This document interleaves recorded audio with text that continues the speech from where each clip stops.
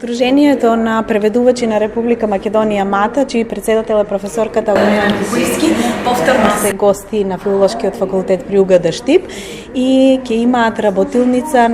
поднасловена како титлувањето. Еден од поинтересните начини за искористување на електронските алатки при титлувањето, односно на насоката преведување и толкување, па ние сакаме оваа работилница да им ја намениме на нашите преведувачи и толкувачи, но секако ќе бидат присутни и студентите од наставната насока кои што ќе ја следат оваа работилница. Професорката ќе ни каже нешто повеќе околу работилницата и како е таа обмислена. Нашата соработка со ова здружение продолжува и ќе имаме уште неколку серии на вакви работилници, што сметаме дека е од огромна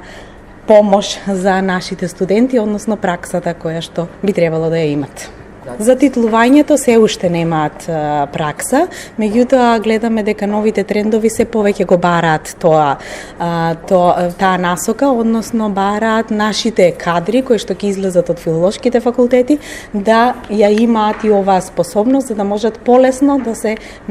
го најдат своето место на пазарот на трудот. А знаете дека технологијата брзо се развива, па така и ние се трудиме да бидеме во чекор со таквиот тренд. Организираме работилница која се состои од два дела. Првиот дел е информирање на студентите за конкурсот што го организираме делегацијата на Европската унија и Сдруженијето на преведувачи и толкувачи за најдобар млад преведувач Вавилон, кој е многу интересен конкурс и за кој се надеваме дека оние што се тука присутни студентите ќе бидат заинтересирани да се пробати на полето на книжевниот превод. Се работи за еден конкурс кој што е отворен за сите млади до 26 години, ниедно друго ограничување нема, за превод од сите јазици на Европската унија, на сите јазици што се зборуваат во Македонија, и во рамките на нашите активности ова 7-ми пат се одржува тој конкурс и се надеваме дека ќе има одзив меѓу младите во Штип кои ја сакаат литературата. Вториот дел се однесува на ова што го зборуваше професорката за титлувањето, бидејќи се повеќе гледаме со продорот на странски канали кај нас и воопшто на емисии о странство, потреба од соодветно титлување и преведување на сите програми што се емитуваат. И во рамките на тоа нешто што е како еден вид вовед во една нова дејност на младите, со која можат да понатаму да се постручат и да ја работат во секојдневието, нешто што е доста добро, но за кое што самите сме сведоци дека има многу малку професионално ангажирање, бидејќи се што можеме да прочитаме и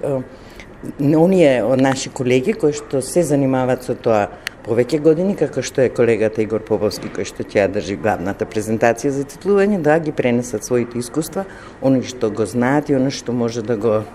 на кое што може да им укажат на младите дека треба да го имаат предвид доколку решат да се занимаваат со таа дејност. Па тоа е всушност работка меѓу оној кој што ја откупува емисијата и оној кој што ја емитува емисијата и со преведувачите. Таму треба тој што ја откупува емисијата за да му биде гледана, би требало да биде заинтересиран како и на сите полења за квалитетот на оно што ќе го добие како производ кој што им овозможува поголема гледаност. Така што вие ако и они би требало да бидат заинтересирани за квалитет, би требало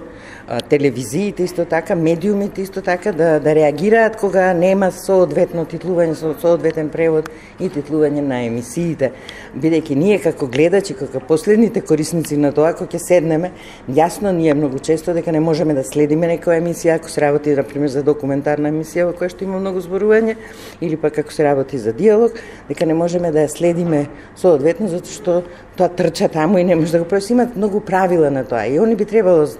ние евентуално, како и за многу полиња, немаме каде да критикуваме за тоа да биде видливо, да може да се слушне и да се направи нешто, да се променат работите. Тука е проблемот што критиката, оние што го ангажираат преведувачи треба да бидат заинтересирани за квалитет и би требало кој ќе видат дека нема квалитет да ја сменат работата. Токму затоа сакам и со студентите поразговараме за да кој ќе влезат на пазарот на труд да знаат што е основно што треба да го имаат за да можат да бидат добри во тоа. Она што од оваа соработка